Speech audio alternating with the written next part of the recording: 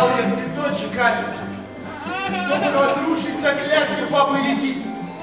Наложила она его на меня за то, что отказался жениться на внучке на ее, Кикиморе, сказав, что не идут под венец без любви.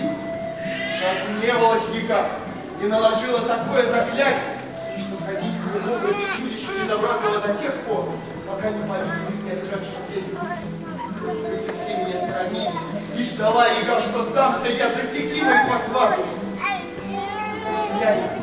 Сияние цветочка алого позвало сердце твоего.